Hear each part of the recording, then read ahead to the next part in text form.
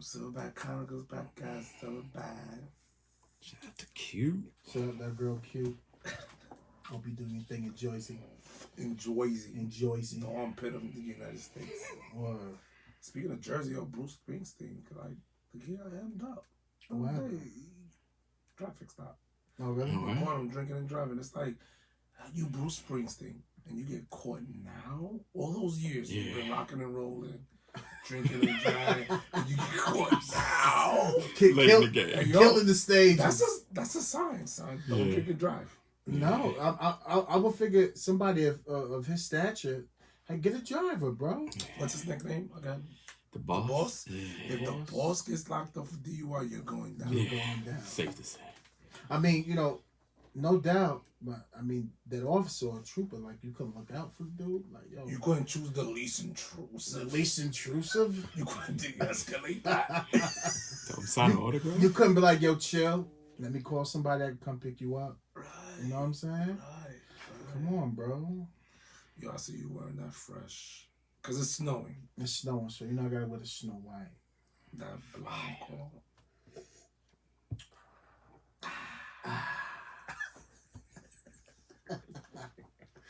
But yo, we here. World, what's up? It's your boys in blue, Silverback Chronicles podcast. Your boy Big H. I got my brother Dre. What's poppin'? Yeah. There you go. We here. We here. Triple C. Yo. What's good, baby? Maintaining chilling. All day, every day. Ladies and gents, we got a phenomenal episode tonight. By the way, it's episode 59, 59. Shout out to everybody that's listened to all 59 episodes, man. We love y'all. Wow.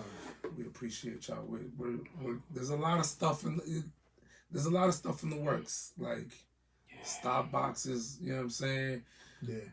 A lot of things going on, so we're really gonna do like monthly giveaways to those loyal listeners. Like my man, what's his name? CJ? Loyalty over royalty. That's what's up. You know what I'm saying? Whoop-dee. Shout out to him, he's killing it. Wow.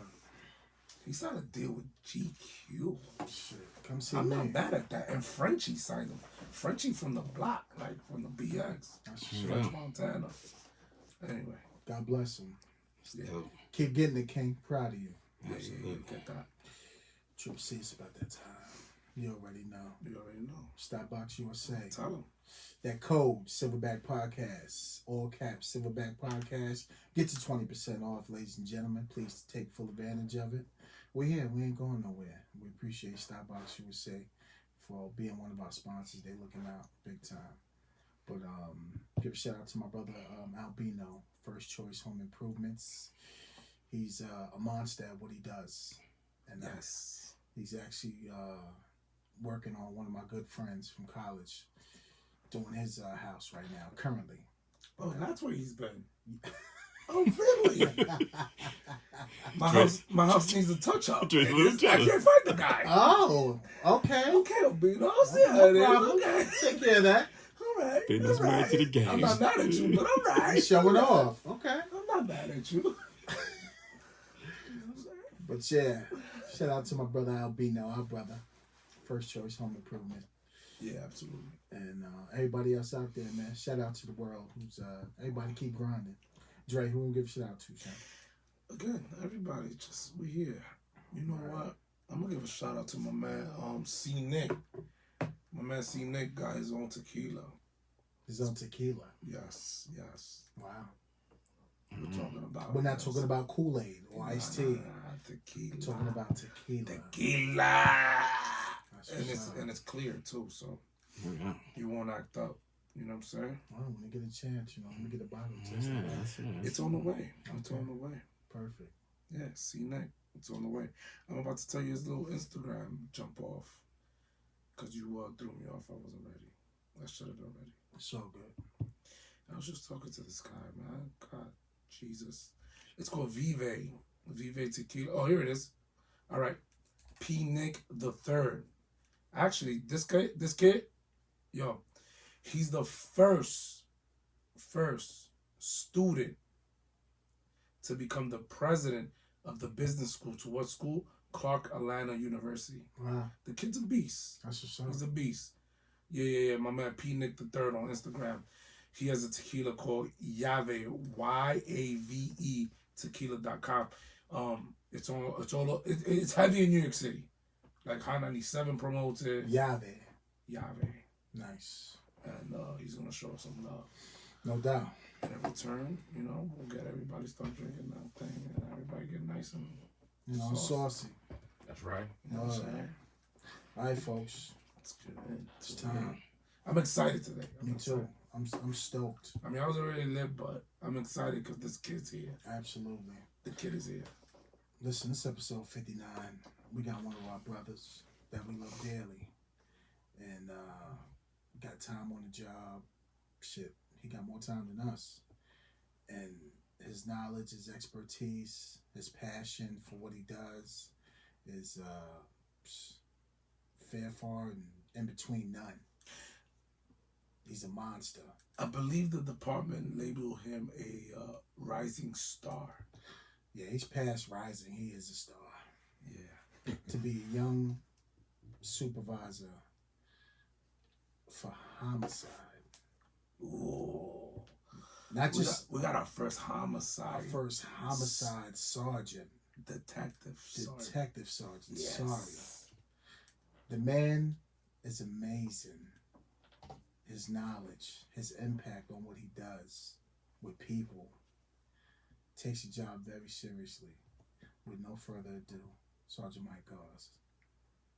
Appreciate it. No, appreciate you. Big H, Triple C, Dre. It's number love. It's it don't get no better. I appreciate it. Thanks for having me on. I know we were supposed to do this a while ago, but thanks for being here now. Damn right. Now is what's important. I'll tell you this much, man. I've been wanting to get on here for a while. Yeah. It's been a while. I know I've probably been bugging you guys and shit. Nah, I ain't bugging. I ain't bugging. Shit, we wanted you as much as you wanted to be here. We wanted you here. Absolutely. Damn right. Yeah. Wow. Damn right. It's all about, wanting to tell a story. I mean, from my personal standpoint, you was a partner to me. That's right. At one point. Yeah. And then you leveled up. Boom. Got them things on your arm. Yes, sir. And you never changed. Never. That's why I respect you. I appreciate that. You took over a real high stress position in citywide shootings, and you had a dope squad. Dope. Very unique. Very. We had it. Talk about Triple C don't know. Talk about diversity. My squad, we had a white female, Right. white male, Right. Dominican from the Bronx. Mm-hmm. Was Rue. Rue was from He's from the Bronx, he's from New York. Yeah, he's Central American, I believe. Right. Central American, I can't pinpoint where it's from. Rue's from the Bronx, right? And then we had an Asian. Mm-hmm. Am I missing somebody? He's from New York too. And then Flo. Flo was from New York. And Flo's from New York too. You gotta understand, I had three or four from New York. Wow. So when I took over, it was amazing. It was amazing. I bet. I mean, it was nothing but fun times. Great time. Great times. Wow. We had some times, man. I'll tell you that much. That was dope. So No, I think he's Panamanian. Yes, I Rue. believe so. Rue. He is. Yeah, I just saw him not too long ago. Shout out to the Rule. I can't wait for him to come on. I can't wait. He's also a supervisor. Yeah, yes he He is. He's is. through a lot. Yes he has. He has a lot to tell. Yes. Wow. He came up with us Yep. all through the same. All through the Northeast, All man. through the Northeast. Yeah, all of us. And I mean, yeah, great people. He's also military, Yep. Yeah. But yeah, you had a different squad for that squad to be It was my second squad, to be honest. right. But it's your first investigator squad. Yes. It was unique, and we had challenges, but you made it happen for us. That's right. I appreciate that. You didn't change at all, because certain people get they get the stripes and they act change. funny. You jump See- off the damn roof. They act funny. See, the thing is, right, when you come into this profession, one thing I've always heard was you got to stay the same. Be who you are. If you laid back, be laid back. If you're an asshole, you're going to be an asshole. Right. But one thing about me when I was a detective, I was always laid back, chill. Even when I got promoted, nothing's going to change about me. And that's what I brought to the squad. And I think they respected that, was the fact that I stayed who I was from when I was there, and then coming back, we had fun. Hit it all together, all hands on deck. It was nothing. Yeah, when it was time to work, yo, Time just to go go. work. It was time to have fun. Time to have fun. But you took care of us. Took care of them. Yeah. And that's the number one thing. And that's not even police work. That's military. I made a lot of money doing that time. I'm just saying, you know. The grind don't stop. It don't. Stop. Ever. It don't, man. So tell me, let's take it back to the beginning. Okay. Where you from? Born and raised. Let the world know. Born and raised, man. Baltimore. East side or west side? West side, man. He's a West Side cat. McCullough. Ooh. He from that dirt. Wow. Yes, sir. Yeah. Man's court all the way. Mm. You gotta think about it, man. Being born and raised in Baltimore, single mom, father passed when I was 2. You know, Wow. she did her thing, and to raise me to be the person that I am today. You know, I gotta give all thanks to God and also thanks to my mom. Shout out to Mom Dukes. All day. Mom Dukes all the way, man. We had struggles, you know, but that makes character. You know, that makes you who you are. Right. You know, going to Gilmore Elementary, then going to, you know, Edgewood. Went from there, went to Garrison Middle. Then went from there, went to Edmondson. Shout out to Edmondson Village, man. Bang, bang. Yes, sir. I look, I had my best times up there, man. Mount Holly, Emerson. I lived in Jamestown. And then from there, man, 18, 19 years old, I decided to go into the police department. So what time? So you was a cadet? Yes, sir. Wow, what age? I came in right when I turned 19. Wow. Right when I turned 19, That's dope. I applied. I had a buddy of mine who just graduated a year before me, right? And I was actually in a program at Edmondson, JRTC, right? And I was slated to go to the military, Air Force. I was looking at either Navy. At the time, my stepfather, who was a big influence in my life, man, big influence, to the point to where, you know, like I said, my father passed when I was 2. He came in my life and shaped and molded me with my mom, into the person I am today. And he was a veteran of the Air Force. So that itself, right? Yeah, shout out to the Air Force, man. Wow. Whenever they have like football games and shit like that, you know, I always root for him. But his name was, you know, MB. I'm gonna just say MB, right? He really touched me, man, in a point where I can't describe, man. He really left an impact on my life. Him, not only did he and Sergeant Felder. Sergeant Felder was another person that had an impact on my life, and it made me go into the direction that I am in today. And so at 19, I decided to go in. This guy named Ross, he was like, "Hey man, look, you make about $30,000 being a cadet." I was like, "Oh, what? 30,000? Right. No college. Right. Come straight in. Boom. Took the test. Got hired on in October. That was all she wrote, man. I've been there for 14 years now. 14. 14. Yeah. So what you got 2 years cadet time, right? Yes, sir. That's what's Yes, up. sir. I'm 32 right now, so you know, living the life. Amazing. Living life. So when you got in the streets, what was your niche as an officer? What did you like to get into? Man, Word, like what you had an eye for. Right. man. All right. So just getting started, right? Times were different back then. Times were different, but shout out to the Northeast, man. All day. And you know, I'm a West Side dude, right? Like I said, born and raised. The first place they sent me was where? Over East. I was out of my element, man. They say I was out of my element. Right. I couldn't believe it. I said, nah. I said, send me over to the Western. Send me to the Southwest, to the Northwest. Right. Somewhere where I know where I'm going.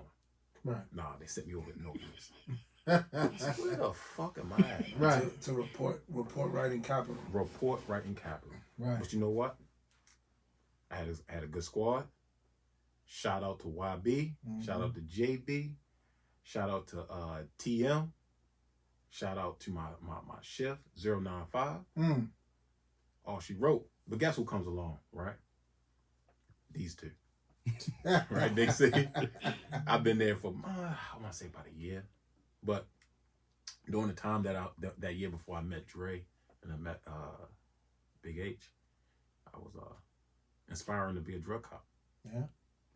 And that's when I came across Moody, came across Doe, and I came across my man Chandler. May rest in peace. May rest in peace. All day. And to this day, man, I'm gonna be honest with you. To this day, I wear this on my badge. Regardless if it's silver or if it's gold, I'm always gonna wear it. And, I got it on too. Damn right. Me and him, I'm gonna tell you a quick little story. Quick little story about me and Chandler, right? We had this officer, female officer, SP. She used to call me BB. And if she listens to this podcast, she'll know exactly who she is. Is she still on? Yeah, she's still on. White female, blonde. But shout out to SP. She used to call me and Chandler BBs, right? Big asses, big butts, whatever. You know what I mean? You know what I mean? You gotta think about it. We coming out straight out the cat. I'm coming straight out the academy. Chandler had a little bit more time on than me, right? And you know, being in shape, having a nice fitted uniform was nothing better. Looking like a silverback. Damn right. Right. Ain't nothing better. Wide back. Ain't nothing better than showing up to a call, being presentable. Absolutely. Uniform on point, clean, boots clean, right? You know, they know you're about business. They ain't gonna test you. So, Chandler was on the other shift, right? I was on 095, and they decided to start a flex squad. I was like, all right, cool. I'm down with that. Because prior to them starting the flex squad, they had initiative squads. At the time, we had 25 to 26 people on the shift. That's unheard of now. Yeah, you're right about that. Unheard of. 25 to 26 people on a shift. And because we have like out-of-state listeners and different department listeners, what is a flex squad? Our flex squad wasn't your typical drug unit. Wasn't a typical plainclothes unit.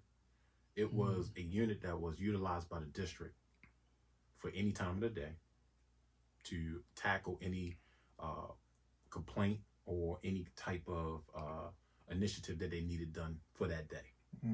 So every day you come to work, you don't know what you're doing. You don't know what you're doing. You might be handling a parade or just straight enforcement. Right. It was more so enforcement. It was traffic initiative. It could be drug enforcement. Conducting in high crime areas. High crime areas. Right. You know. They don't have that no more? Or serving warrants. Right. What'd you say, Big C? I said they ain't got flex no more? It's probably a different name for it. Now we get defunded. Yeah, because I remember when I was a commissioner, they used to come through all the time. Like, I remember Flex they used to get mad because Flex got preference when they needed warrants of certain things. Yeah, unless it was high, unless it was crimes of violence. Right. Flex had. They deal with like a lot of like, I need this right now. Like, it's hot. Yeah. Right. So go ahead. So, what they did was took two guys that were at the time bringing in numbers. So they knew that I had a little niche for wanting to work drugs. They would take me out of service. All right, do this on Urban Avenue. Go down to Bel Air Road. Go down to Harford Road.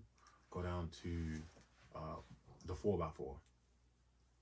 Give me something. Give me some tickets. Give me some violations. Give me some drug offenses. And once you get good at it, right, what they do is, okay, you got a little bit of a niche to it. We want to kind of up you up and try to train you right. So what they did was they put me and Chandler together. And the first day we got together, it was like 2 peas in a pod. 2 peas in a fucking pod. That was my guy. You know, and God bless his soul. Love him dearly. Shout out to his family. But we spent a good portion in the same car together. Me, him, Moody, Tanishan. You know, we had a good time. We had a good squad at the time. I can just say that his smile, his energy, it light up the whole room. But you know that you was gonna be all right for that shit. Oh, what? Yeah. Big H, what? That was my man. Right.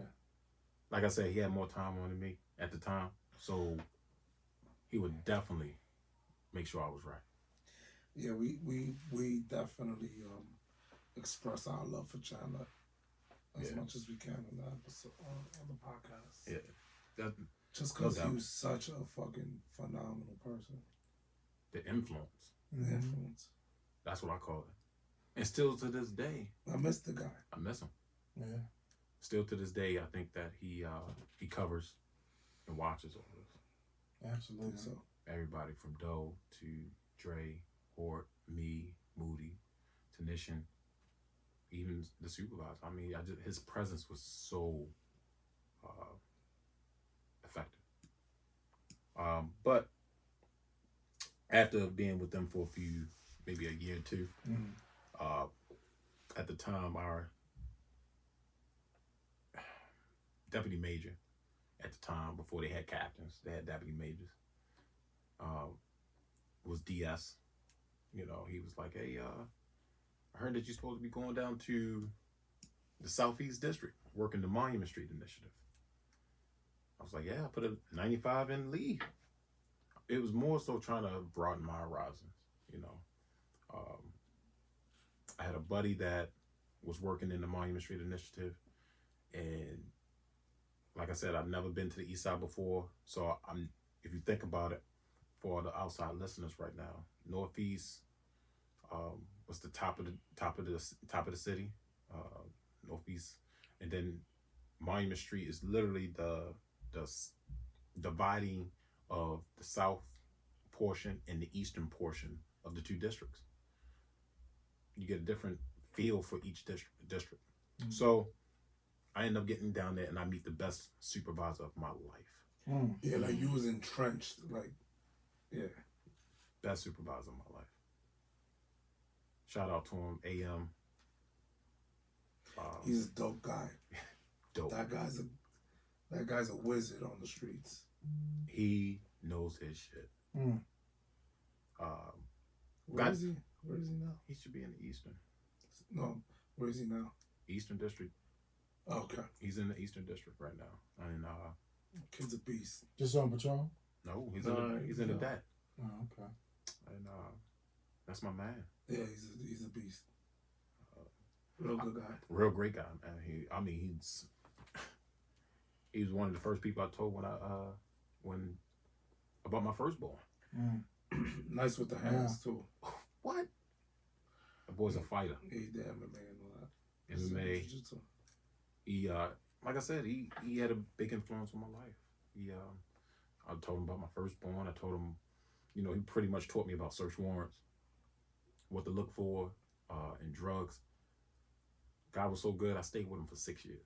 What was it about him that influenced you on the life aspect? Not police, but like, what was it about him on the life aspect? Like, what did he say? What did he do? Like, it's just the way he carried himself. The way every day he came to work and he prepared. It was no nonsense. It was no bullshit. It was straightforward, to the point. And at the end of the day, I would have followed that man through a goddamn wall. He would have told me to run through this motherfucking wall right now. I'd run through it.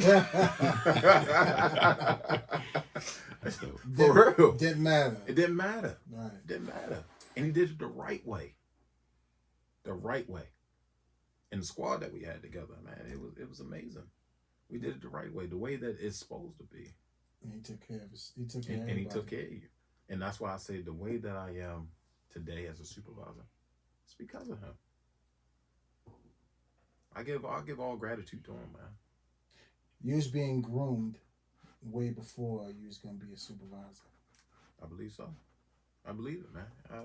You know, I just think that the way he groomed me into who I am today, Right. I give it to my guys where I am now, where I was before. So I'm gonna keep it going. So after I stayed with him for about 6 years, we go from Monument Street. From there, we go to VSIS or VSID, whatever you want to call it, but OID. But at the time, it was Violent Crimes Impact Division. Then it turned into OID. Next thing you know, we working from out of the Northwest, still working in the Eastern, having a good time. Running up and down the streets. That was a good time. It was a great time. Foot chases, car chases. Right. A lot of bad people getting locked up. A lot of people going to jail.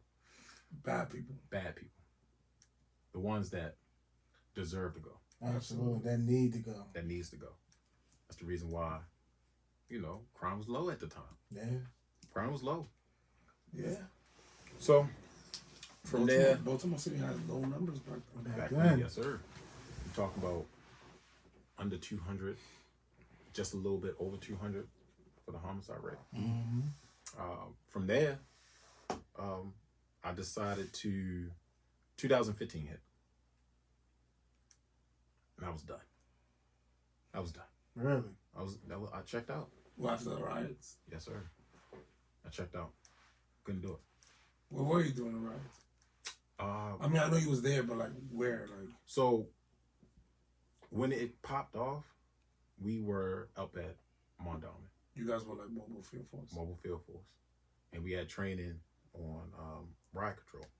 So what they did was they sent us to Mondawmin and where the epicenter was.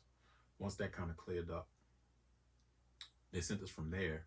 Once Mondawmin kind of calmed down and all the people were gone, they sent us downtown.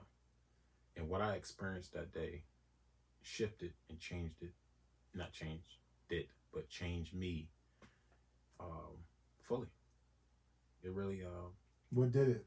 What did it was the fact that seeing the looting, seeing them burn down a old person's home, taking the flag, and disrespecting it. Especially because I had family that was in the military. My father was in the Army, cousins, Navy, uncle, Marine unit. I just didn't like it. So once the riots occurred, I checked out. I couldn't do it anymore. And I told my lieutenant at the time, JF, I can't. I'm done. I'm just a shell of myself. You got to think about it. It's been 6 years. I was done. And I loved my squad. Loved them. I loved the guys. And it hurt me to have to leave. Because I didn't want to leave AM. Sometimes you want to attach yourself to one person. And sometimes it happens like that. You attach yourself to them and just keep riding that train. It happens. It happens. It happens. But I couldn't do it anymore. And we had a supervisor who came in, and it was around Christmas time, going into 2016. And he was like, who want to leave? Just like that. Just like that. Who want to leave? I said, I do. Right. I'm done. I checked out months ago. Came to the barn and said that? Yep. At the barn, he said, look, who got transfers in? Who's ready to go? Wow. I talked to my partner at the time. I'm not going to put his name out there. I talked to my partner. I said, look, this is the opportunity. I talked to my partner. I said, man, we've been together for 6 years. You was burnt out. I told him, I said, man, it's time to go. He said, where we going to go? I said, investigation. No, see, that's a true partner. Where we gonna go? That's dope. It wasn't none of those. All right, well, I still love you, bro, but handle your shit. He said, nah, where we going? Where we going? We try to do that, but There's too much hate. but we still here, like, Right. So where we going? I was getting ready to say, go ahead and keep pouring. Yes, sir. My man. Yeah, Yes, sir. some of that. Yeah. You know that The thing Buffalo. called Buffalo Trace. that Buffalo Trace. Shout out to Buffalo. That's Wow. right. So then, the supervisor, they made some shit happen. Next thing you know, I was in shootings. Because I interviewed for shootings twice during that time, during 2015. I interviewed twice. I did pretty well. Because you got to think about it. Coming from the background that we have come from, you doing search warrants. Right. You doing shit on the fly. You can type and you can use Word and you can use all these different things. You can talk to people. You can get CIs and talk to them and have people in the box and talk to them and be comfortable. That's one of the things that a lot of people don't understand. To be a good investigator, you got to be able to talk to people. 100%. The basic things. Basic. You got to be able to relate. Because at the end of the day, and I don't want to get on the soapbox, but that's what these politicians don't understand. Is that like what we do for a living is we're dealing with a criminal element, but also at the end of it, it's a human aspect. True. They don't understand that. They just, we do this every day. Mm-hmm. We know how to talk to certain people. Yes, sir. Some people in the hood, and I'm sure all of us could attest to it. They don't understand, sir, stop. They understand, motherfucker, stop. Right. And it's not offensive to them. That's what That's they just used what to. they That's what they know. used to. So, I mean, at that time, I was like, listen, it's about time for me to roll. Hopefully, I did well on the interview. I gave him 2 or 3 search warrants. The ones that I written, the ones that I hit, went to court, got conviction for. Did well. Next thing you know, he comes in and says, all right, Mike, you going to citywide shootings. They just made the unit around that time, around 2015. sorry to interrupt. Let me just say one thing. When I came to shootings, you were there as a detective. Yes, sir. My first shooting, it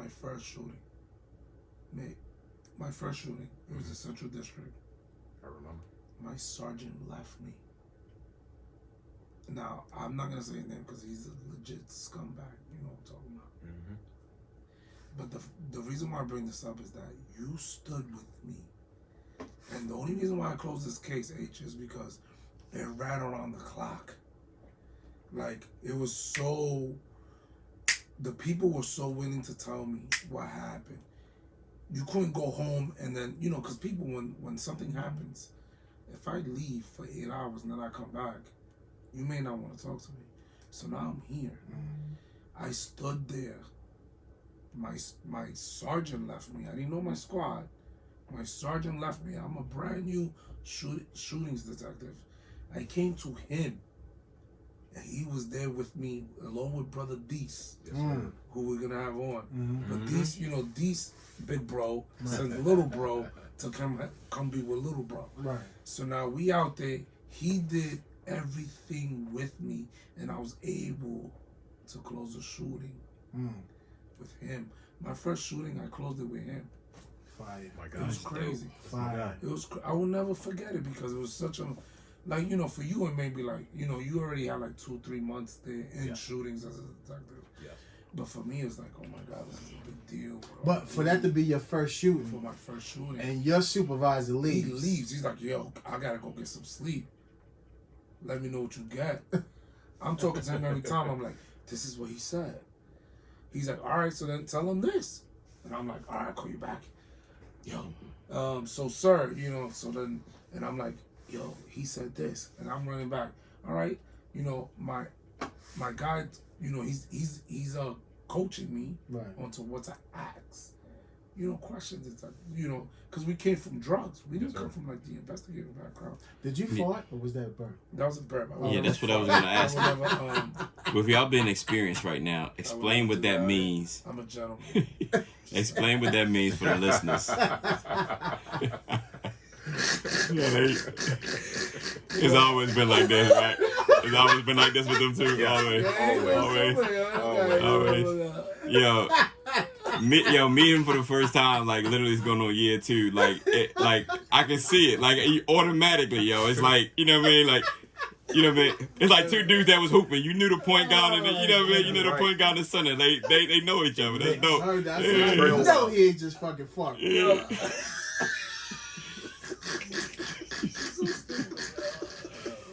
It was cute. And it was the two. Right. I ate two. I got you. Nah, but yo, he threw me off. So yeah, like, but for him to be with you, that entire shoot, yeah. it gets you right. So I was gonna say, break it down for you for now being a seasoned vet, and then go back to younger you. Can you explain to the listeners like what that was like? Because like you just said, like this was your first shooting, and now you're a seasoned vet. Like, what are those steps you got to go through if you have that same scene now? As a like, you got to do this. Now it's automatic because it's like muscle memory. Yeah, but I mean, explain that to the listeners to let them know. You know, like I'm looking at everything. Yeah. But at the time, it was scary because it's like, I mean, he's there. The supervisor's there initially. But then when we go back and we put in all the information in the system, he's like, yo, all right, let me know how it goes. But then, like, I got the people from the, the victims and the victims, spouse calling me. And he's gone. So it's like, I have nobody to talk to. So he was on midnights. You know what I mean? Sergeant G was on midnights. And I'm like, at the time, I'm like, yo, what do I do? He's like, yo, this is how you gotta do. He walked me through everything, and it made me a better detective. Like what a supervisor's supposed to do, knowing that your subordinate, your detective, like that's my first shooting. Right. So he's nervous, gonna be nervous, and it's like guidelines A through Z. Right. That's he's there. The supervisor's there from A through C. Right. Now what the fuck I'm gonna do with D, E, F, G? You know what I'm saying? And his supervisor's like, all right, yo, just let me know what you got tomorrow. Yeah. And you're like, yo, what you mean? You gotta walk me through this step by step. Especially for your first one. Like that's what I was and that's what I was trying to get to. Yeah. Like that's, you know what's crazy? He was so happy when it closed, but it's like, I'm looking at him sideways like, that's crazy. Nah, fam, this ain't your closer. You know what I'm saying? Right. I mean, he opened my eye towards him, which problems came later, but nah, thank you for that. Yeah, for sure. Man, but he was there. He was there as a detective. He wasn't even made yet. Did you take the test at the time? Were you on the list? I don't think you were. No, I took it middle of 2016, end of 2016. No, I'm sorry. It was middle of 2016. I took it. So you might have just taken the test and you were waiting on results. Yes. And you helped me out, came out there, did the interview with me. That's dope. When I missed certain questions, he was there to ask them.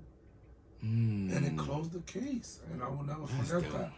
That's something that, like, as a detective, you'd be like, yo, my sergeant was there. Like, how did you feel, right, Sarge, when you got the call and you like, damn, my man, and you knew that he needed help? Well, at the end of the day, when you think about it, I mean, we didn't call. I just walked around the corner. He was just there. He's like, what's up? He offered it. He was like, yo, what's up? What you got? And I'm like, yo, let me run something by you. And then he, of course, him and Deese were like, yo, where your supervisor? I'm like, yo, he home sleeping. They're like, we got you, little Say bro. no more. So my desk sat on the corner near the copier. And you had Deese right behind me, right? And so Dre come around the corner, brand new, but I knew Dre prior to, of course. Because we were on OID together and from the Northeast. So when he first got up there on the floor, of course I'm happy. I'm gonna look out for my man. Right. You know, at the end of the day, when it comes down to it, loyalty is a big thing to me. So when he walked around that corner, you can just feel the energy. Right. I said, yo, you good? You knew something was up. I knew something was up. Right. And he got his trademark. What? tie a little bit, Uh-huh. little bit, Loosey loosey goosey. He come around, say, "Yo, Dre, you good?" He broke it down to me. Big bro came behind me. Next thing you know, we sitting there conversing. Boom, took off. That's dope. After that, we was good. I ain't sleep for 36 hours, and a good portion of it was, remember, we went out there, you drove me to the house, Yep. and we got it closed. That's huge, man. Yeah, Wow, man. Then that's this guy huge. shows up the next day. Oh yeah, great. We got a closure. I'll slap the shit out of you. If you're listening to this, I know he's listening. But at the end of the day, Sorry. I stayed there for what? A year and a half? Insurance? Yeah, about a year and a half. 2017, I got promoted. Yeah. But in my time in shootings, I learned a lot more than what I thought I knew. Especially when it comes to investigations, when it came to interviewing, when it came to just being an overall detective. Right. Had to change my whole flow. Couldn't curse. Couldn't use ad libs. Couldn't you got to be professional because you got to think about this is going to court. This is something that's going to be tried by 12 in front of a jury, in front of a judge, and could possibly go up to the Supreme Court. Right. So you got to change your whole way. But shout out to the Citywide Shooting Unit. I met some great people there. My people, Nick, my girl, that's my homie. I can't wait to have her on. Oh my God, I know that's gonna be fire. D's, He's my guy. E-Master, Master's a problem. problem child. Teeter. Yes, Key. You got who else was Flo's out there. Flo was out there doing his thing. He's in the Northeast now. I'm sorry. Yeah, no, he's in the Eastern. No. Who in the Northeast right now? Really? Sharp. Oh, the monster. Let me tell you something about these guys. The killers. You got Smoothie, who's been on the show. Yep, Smooth. The guy that don't want to come on the show, I don't know if I should say his name. Nah, I wouldn't. Bald head. Yep. Always sharp. But clearance rate is Beast. crazy. Clearance rate. Northeast clearance You know rate what is I'm talking about. insane. Yeah. You know what I'm talking about? He's Smoothie partner. Yeah. And of course, I could get him Banker. down. Bank is an animal. Yeah. Bank is an animal. So I had a great time. He's Man. an Indian animal like that. Wow. Indian. Had a great time. I mean, it was just a different flow. Right. When I took the test, my sergeant at the time, old school, 30 plus years, did everything. Did everything from shootings to internal, district. I was like, yo, this man know everything. I would literally sit inside his office just to soak up the information. Soaking up information is one of the things that makes us better. 100%. Gotta be a sponge. Yes. So from there, got promoted, went to the Southwest District Midnights. Had a great squad there. Some guys were, Midnights, they were burnt out. Shout out to Patrol, man. Shout out to Patrol, one of the hardest working, the backbone of this motherfucking department. Absolutely. We talk about it all the time. Patrol. We love Patrol. Patrols. Love them. Gotta I love love them. them. Our t-shirts were designed for Patrol. Yes. Straight You gotta think about it. These guys every day, 8 hours at the time. Didn't it go up to 10 hours one time? Yeah. At that time, He's it was on 10 4 and hours. 3s for Yeah, a minute. yeah. You gotta think about it. That shit was brutal. Brutal. You I gotta love you it. shout out to them, man. They get no respect. No respect on the street. No love from the city. And they dealing with the bulk of it. All the time. All the time. They're the face. Yes. Hard. I give them big ups. When I went to the Midnights, I stayed there for about a year. Wow. Yeah, it was almost a year. And I'll tell you a quick little story when Dre came to me with Rue when he showed up on the Southwest District lot. This your car? This your car, Sarge? You don't remember that? I'm gonna tell you real quick. So he looking at me like I'm crazy. Huh? So I interviewed for Citywide Shootings and Homicide, and at the time they was together As a supervisor. as a supervisor. Gotcha. So I wanted to come back because I had a little bit of experience, and at the time I had a 2-year-old well, 18 months probably. And I wanted to be out the streets. My wife wanted me to be out the streets, and she's like, just go for it. This is what you love, so do it. Interview, did well, got picked up. Guess who shows up at the Southwest District? Rue, who I used to work with in the Northeast, and my man Dre right here to my right. They show up in what was it? I think it was a Chevy. They at the garage. You at the garage. You pull up with Rue and say, "Hey man, this is gonna be your car." I said, "Oh, okay. You supposed to be coming on Monday." I said, "All right, that's what's up." Next thing you know, that Monday, I show up. They said, "All right, you got I forgot whose squad I had, but I know I had Rue and I had Masters, and they were the backbone of my squad. They was the backbone, and at the time, it was only 2 people in the squad, and when I got picked up, excuse me, you were there. You got into some shit, and next thing you know, he on timeout. You're in the timeout. I'm in a penalty box. He in the penalty box. He in the penalty box. Then he comes to the Southwest, and then I think they cleared it up. They cleared it up, and then you come back. Because I got the juice. Yes, but I didn't. When I first interviewed, you did come with Rue and said that was coming. So there was a part that I missed. Now I do remember. Yes. He gets he comes back to the squad because Rue and Masters are the only 2 in the shooting squad. You gotta think about it. He had a shooting unit. He had a shooting squad with only 2 detectives. For the whole city. For the whole city. Damn. Whole city. During the summer of what, 2018? 2018.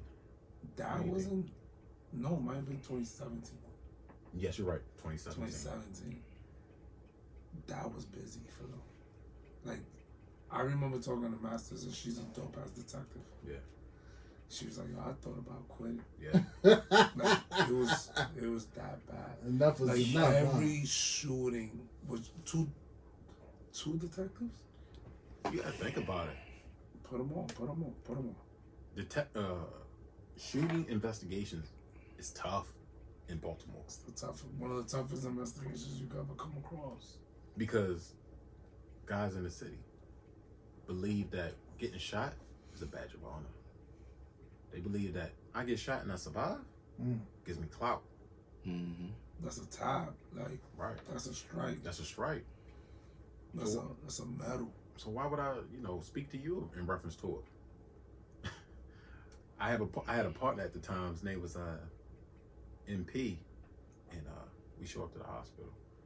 Motherfucker told me G code. He was shot in the face. Triple C, shot in the face. Motherfucker wrote on the goddamn eraser board. G code. I said, "Well, sir, you got anything else to say to me?" What you gonna do with that? Walked on out.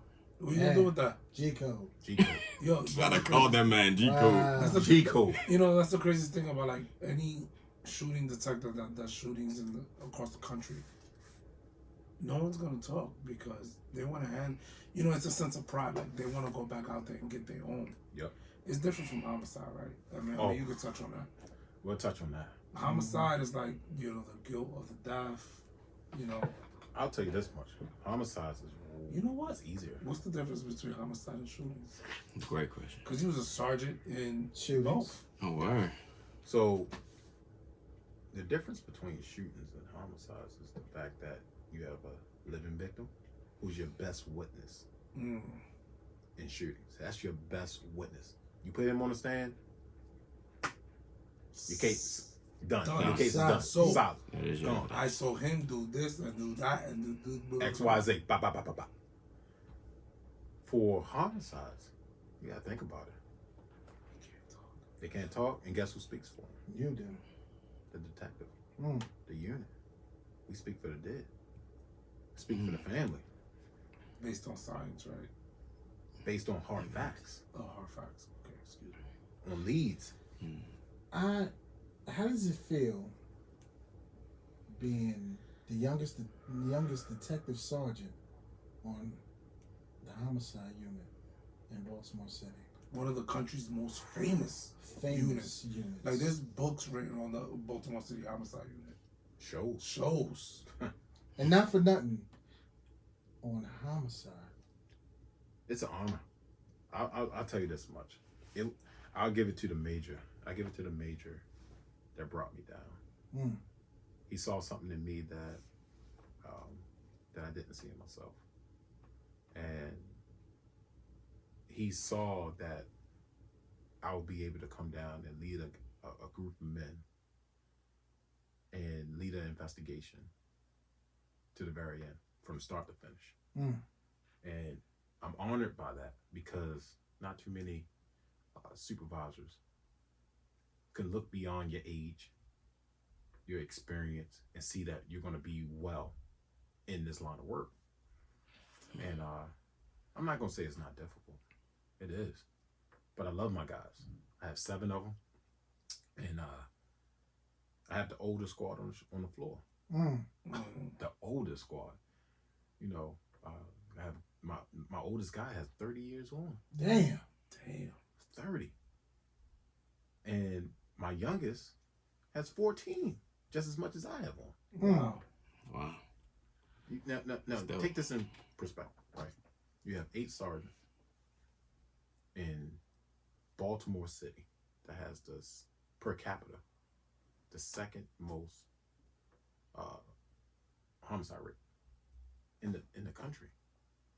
So when you sit there and you think about it, you're like, okay, 32 years old, leading a group of men and women to the ultimate goal, which is conviction, trial and conviction. You gotta work alongside with the state's attorney's office, but it's a thrill. It's great when people ask me all the time about, hey, how's homicide? I love it, because this is the highest crime in the land. You're locking someone up, or you're putting someone away for murder. You're a part of history. This is think about that. In some of the cases that I've been involved in, they're some of the hardest working men on that floor. I mean, most recently, one of my detectives, like I said, 30 years on, put 36 hours in on a case. You know why? It's the passion. It's the passion for wanting to see it done. Wanting to see the resolve. The end result.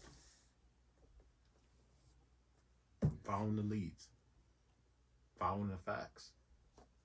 Not hearsay, but the facts. And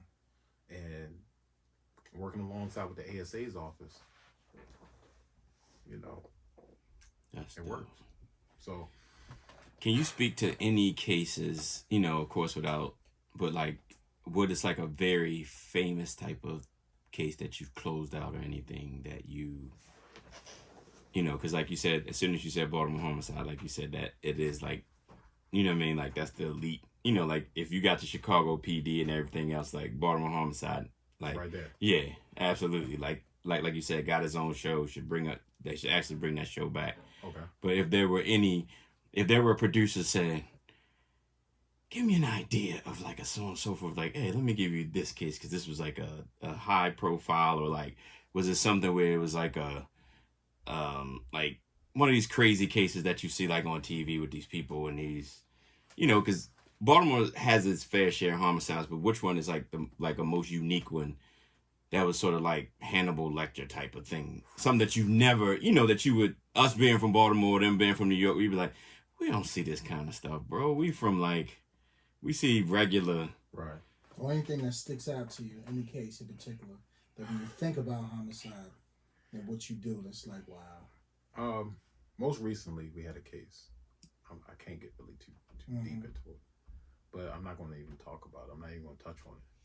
It was 2 of them last this January that just passed, and I can't really talk about it because they're still going through procedures and things like that. But one case I can talk about is a murder suicide. Happened in Southern District. You know, you really don't see that too often. You know, you hear about murder all the time, but you don't hear about, you know, as often on the news.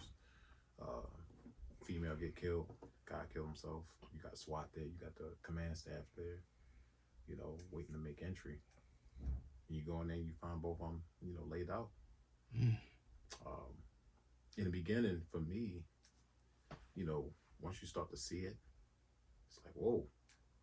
But now, you know, you got your itch for it. You're like, all right, it's time to roll. It's time to get the men together. Time to, you know, all hands on deck. Like one of my guys used to say all the time right now, all hands on deck. I need all hands on deck, Sarge. 10-4, let's go. You know, but I bring that same philosophy to how I was when I was a detective. Like Dre said, you know, laid back, chill, never changed. I continue to be like that. And I think that the guys respect me for that, because I don't like to micromanage. You know, micromanaging makes a person nervous. Makes a person don't want to feel like they want to do their job, because I feel like my supervisor's on my back. And like I said, AM wasn't like that with me. AM told me something to do, or he said, hey, look, we need the game plan for the day is to do XYZ. We targeting XYZ, or we doing surveillance on XYZ, or, you know, this is what we need to do. Say no more.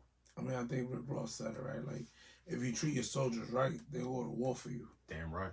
But if you starve them, they're gonna stab you in the back. Right. And that's what a lot of, not this department, but a lot of like companies, departments need to understand. Like, if you treat, like Google, right? Google treats their people like gold. You got babysitters, you got chefs, you know, and what do they produce? Right. They're one of the smartest minds out there.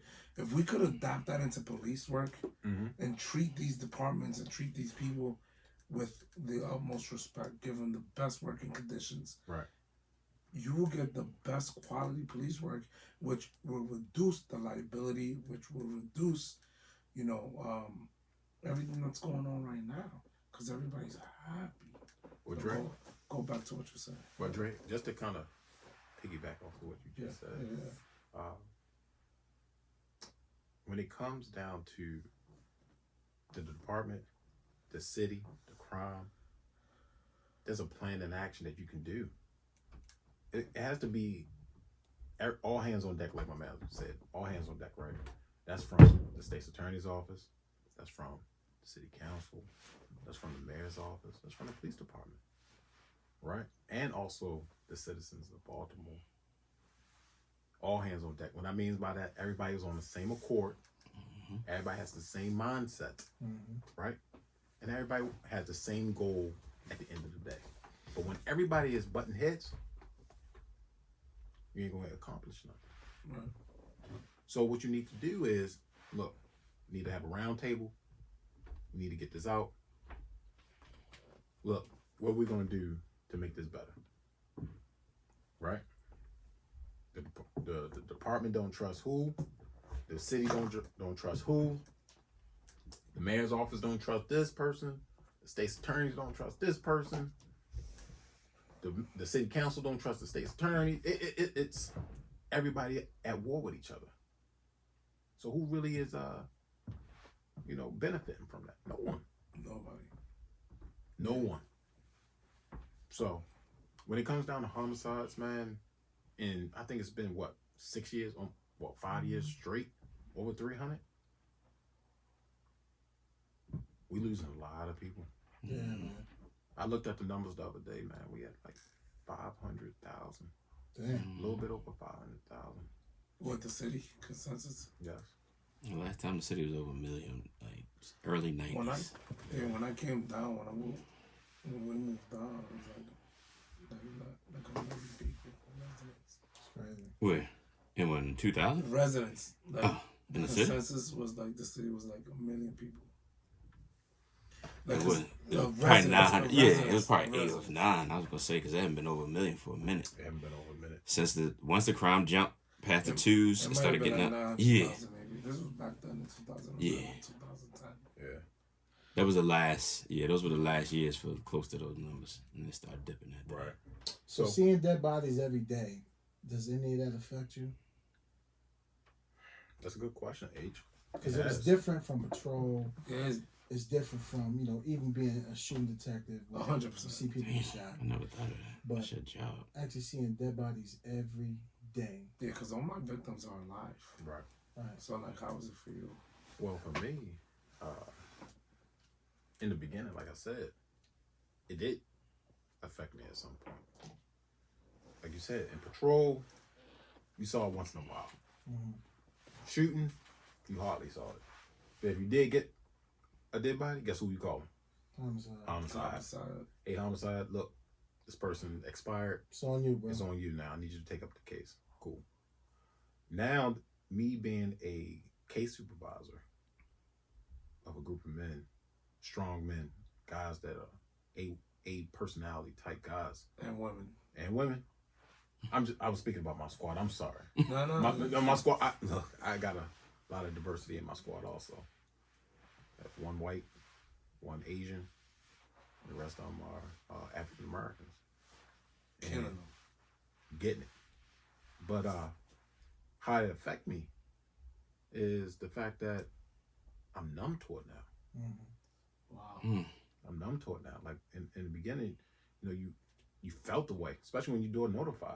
When you do a notification, and you got to tell a loved one that. I know that's the one. That's the worst right there. That's the worst. When you see kids crying, you see. I went with one of our beautiful, very experienced homicide detectives to go do a notify, and my world was upside down. It's tough.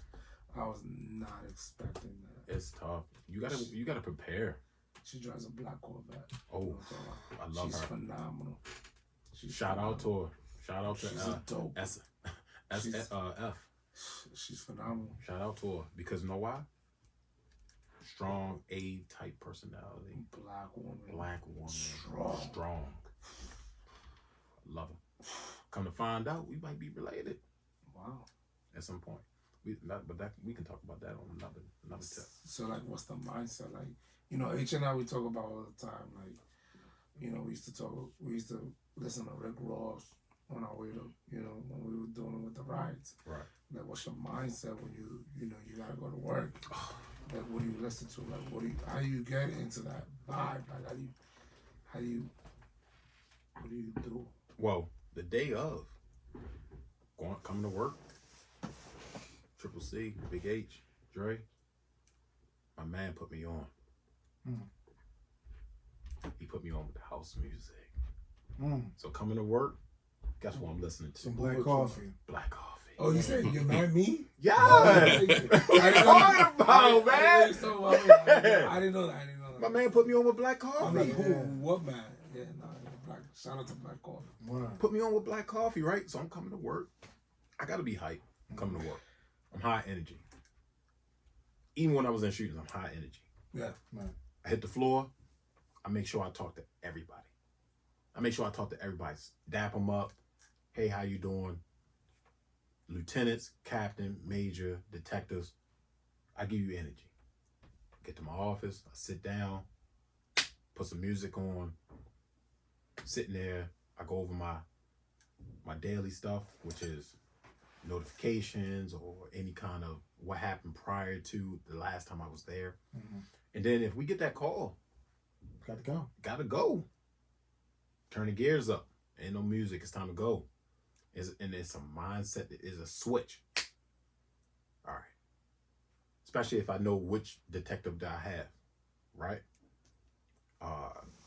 If I know the type of detective that I have that's going to be bang, bang, bang, bang, bang. That's going to be my follow-up question. How are your detectives individually?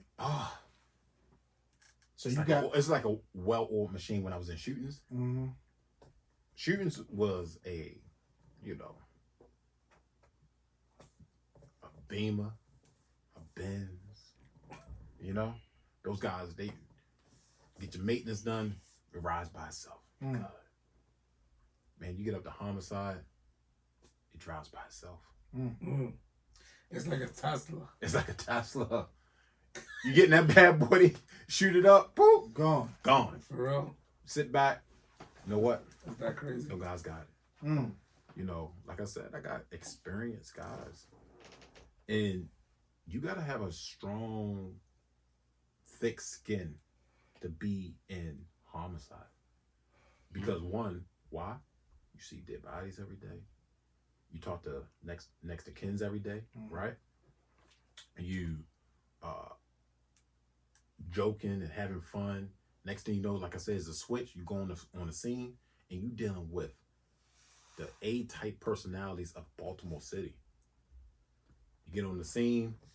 Once you're on scene, that is your scene. That is your baby. Next thing you know, that detective go to work. Shout out to AC. Shout out to MV. Shout out to JB. Shout out to AS. Shout out to CM. Shout out to JM and RD.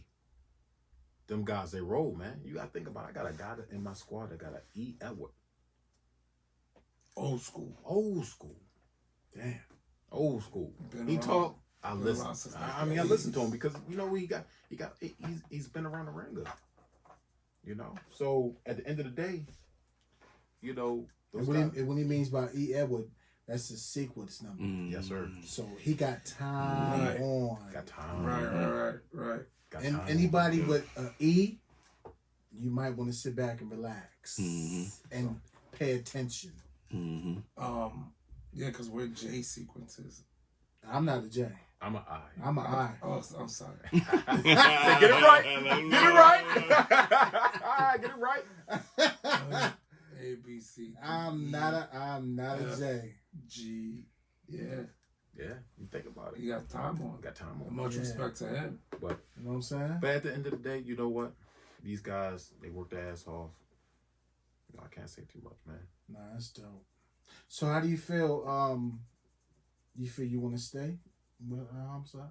Hell yeah. You don't want to go nowhere else? Like, how is it being part of one of the most legendary units? I talked to the old major, right? Mm-hmm. And the old major, he's There's actually movies and shit about Right. Baltimore City homicide. he's actually in the book. The old major that I used to think that he's a lieutenant right now. I mean, you can feel it when you go in the cold case unit. When you go in the cold case unit, you can feel those files. You can feel those people. Really? Yeah. TJ, shout out to Sergeant TJ.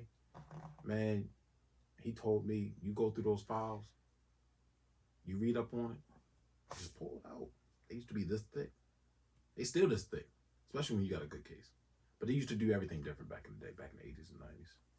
So, I mean, at the end of the day, you know, you go back there, you feel the loss, you feel the souls. I can imagine the workload that you guys deal with, Crazy. especially with a cold case. What is the workload? You know why? Because, people see, like, oh my God, I want to be homicide. And they see it on TV. Like, what is it to be in real life? Like, What is it to be in homicide? tell us. Like, what? It's amazing. You know why? Because when you pull up on scene, even when you was in shooting, they'd be like, oh, is that homicide? Or if you're doing the next to kin, or if you're doing a follow-up, or if you're looking for cameras and you're doing whatever, homicide gets the most respect. It gets the most news coverage. You're right. When they doing Comstat, who gets the most coverage? CID. Homicide. You up. What you got? What you What's got? up? What you got? What's up? Tell me. I want to know. I want to know. So at the end of the day, that's what it is. Is that the hardest unit to get into? Say it again. Is that the hardest unit? Most of the time, I believe in the way how it used to be. So in drugs, it used to be flex, drugs, citywide drugs, Haida. Right. Investigative side was you start off with burglaries, ag assaults, shootings, homicide. Right. There's a hierarchy Yeah. in each one. Yeah. But you know what the best part is? When you can take a guy from drugs and bring him over to homicide, Woo. you're dealing with a different monster. The mindset is different. The mindset is different. The grind is different. Right. You know, I got guys in my squad that did, you know, the drug unit thing. And they got that grind. Right. They got that intensity. And when they put it together, It's crazy. it's crazy. Working past 8 hours ain't nothing. Ain't nothing. And it's like, It's light work. that's a cuchi frito. Right. No cap. We did that. I mean, you did that. I did. You came from drugs, you went straight to homicide. Right. But you know, it is what it is. You know, one of the major who's not there now, he told me, he was like, listen, one of the things this unit is so prestigious, but it does have its drawbacks. I will say that. Every unit does. Like everything else, yeah. Right. So, You know, time away from the family. Yeah. But one of the things he told me, and I will give it to him, he will say, yo, spend time with your family, your kids. This place is going to be here. Take care of home. Because if not... real quick, so like, how would it be? Boom, walk us through without detail. Okay. Boom, you just caught a homicide case. How different is it from like CSI or the Chicago PD? The first... Boom, you get a call. Boom, you in there. Right or rock? The other day you caught one. Yep. From in the southeast. Yep. Boom. Right or rock. All right. Get on there 3 o'clock. Call comes out around 4. Get the call. Boom. You start working it. The first thing you do is you make sure your primary and the primary from patrol stay together. They do their thing. You make your notifications. You make sure you get all the evidence. You get crime lab there. Crime lab do their thing. Shout out to crime lab, man. Phenomenal. We have a dope ass phenomenal crime lab. We need to get some more crime. We'll do that next. Yes. If you can, get crime lab on here. You know why? And it's majority all women. Because they see it all. They see it all, but they put it in. They see it from the smallest crimes to the highest crime in the land. But once they get there, they do their thing. We clear up. We then start to make the notifications. We try to find out who the family is, who he might be or who she might be. Find the family, your next of kin. From next of kin, I might have somebody else out there looking for cameras, doing door-to-door. Primary is back at the office doing his administration. Doing this thing on the computer. The next thing you know, we have people in the office if they want to come in and start talking to us. Now that's when it's really essential.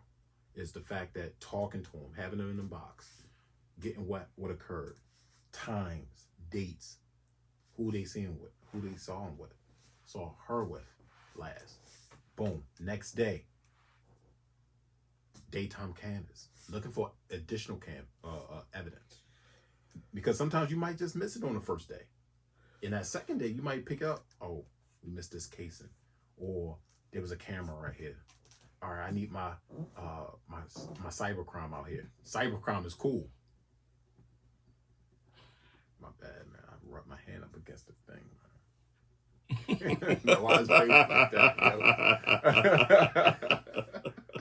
I rubbed my hand up against it, bro. Up against the table. It's just that earlier, he's breaking my balls. He ain't do it to me, though. I appreciate you, Big H. Now the guy's guilty of it. I'm not gonna say that. Yeah. But next day, right? You do your additional canvas, and the next thing you do is autopsy. That's what I want to talk about. Medical examiner. Because everybody's so into, oh my God, CSI. I want to be a CSI. Real is real. Okay. CSI. I know we probably don't got that much. What that No, we good. Go ahead. What that medical examiner look like. All right. So normally, if the deceased is taken into the hospital, right? The next day, they're taken to the office of the chief medical examiner. If they're on the street or if they're in the house, OCME might come and pick them up, take them straight down to the chief of medical examiner. Shout out to them. Oh, in Baltimore, they deal with their rate is just as much as I was getting ready to say, yeah, right. They busy. They're busy. They're busy. You gotta think about it. So before pre-COVID, right? You would go down there every day. Every day. You know, you would go down there just to kind of get your doctor's information. You talk about the case. You talk about how, you know, what occurred. You get to know who the doctors are. They're amazing. You know, I had a understanding that medical examiners are real doctors because they rule the cause of death. 100%. Cause of death. The reason why a person has expired, either from an overdose, either from a homicide by shooting, stabbing, blunt force, trauma, heart attack. You know, they do the examination, but the day of the autopsy, you get there, you talk about what the case is about, and then you sit there and you have to collect your evidence. You collect your evidence, you take it down to ECU, which is the evidence control unit. Take it down there, you put it in there for court purposes, and then you go about your day. But it's about an 8 to 10 hour day for autopsy, man. Do you actually sit there and you watch them examine the body? You can. If you want to? Yes, you can. There's either two ways of doing it. You can sit there and wait for them. Not on workforce. Or you can say, hey, look, you know, hey guys, I got to hit out. I got to do this next to Kent. I got to do this video retrieval. I have to do this at the job. I have to talk about this on a case. Right. XYZ. We'll give you a call. Leave a card. We'll give you a call when the evidence is ready to get picked up. And the next thing you know, you come down and you pick it up and you take it to the evidence control. And they rule out once you pick it up. Well, Yeah. That's not for me. Oh yeah, I'm not sitting there. Nah, no thanks. That's not for me. It's not bad. Shit. When I had the offer, and of course you asked me a couple times to come down. I did. Big H, I did. Did you? What? Did I? And I wanted to just to work with you. But all the extra stuff I can't do. I'm not ready for that. Listen, Big You watch them? Dre, I was like, come on, Dre. Come on down. Nah, I'm good.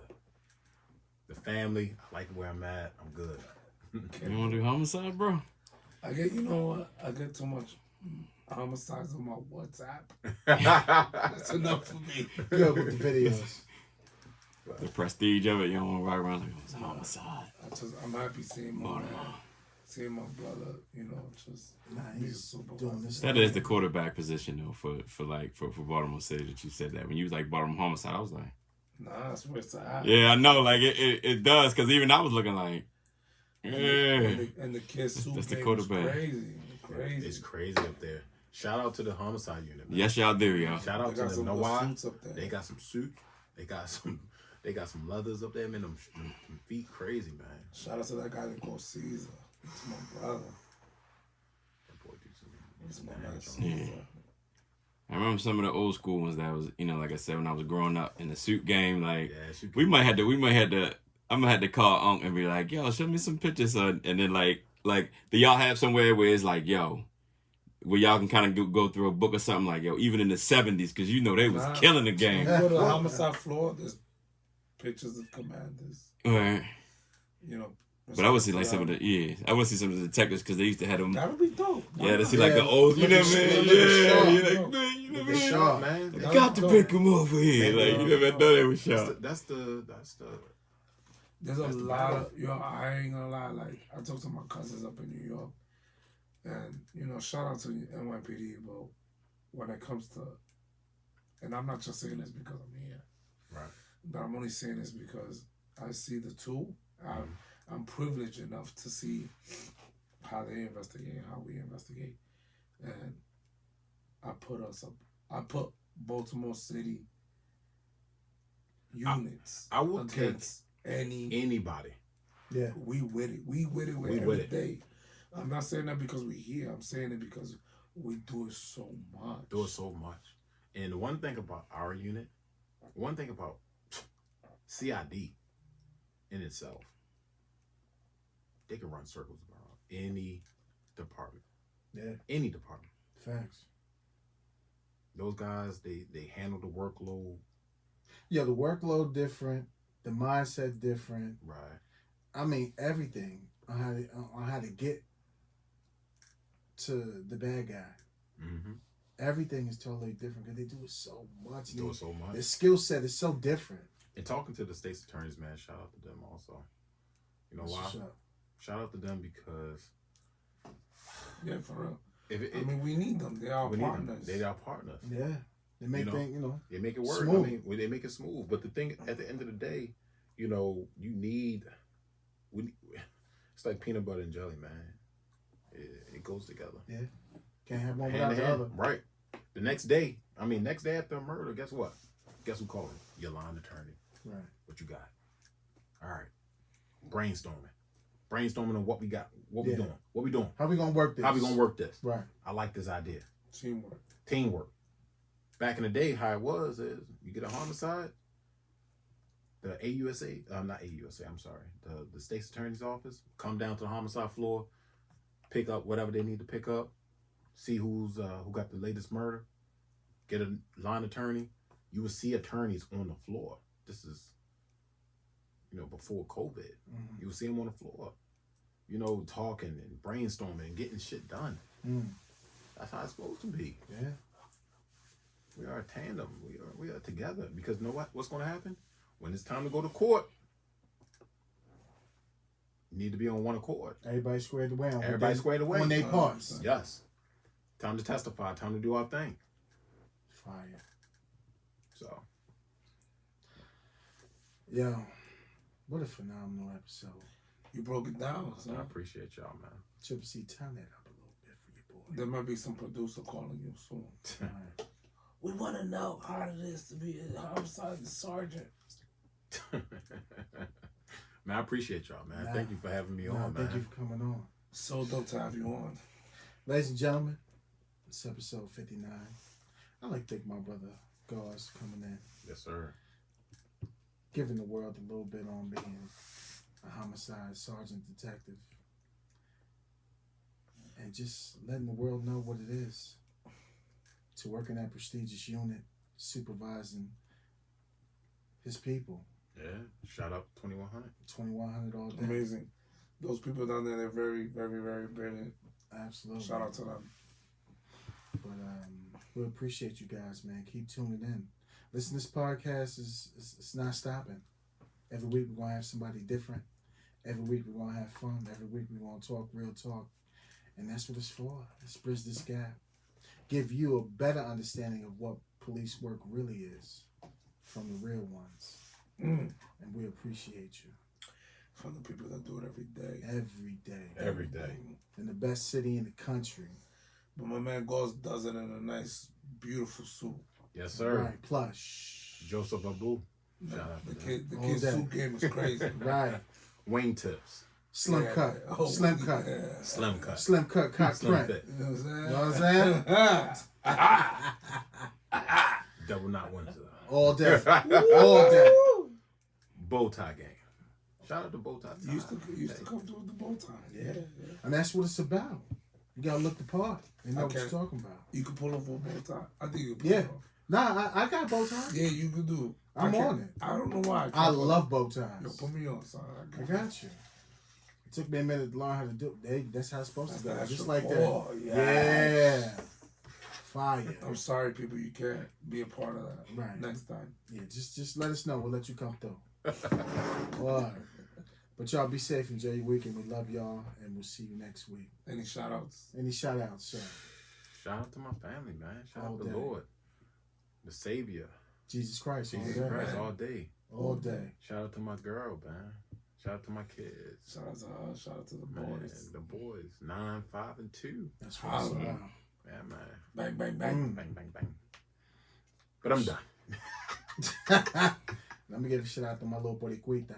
Holla. I love you. Yes. Te amo mucho. Que lo que. But y'all, be safe. Episode 59. Talk to y'all next week. Easy. Peace and love. Peace and love.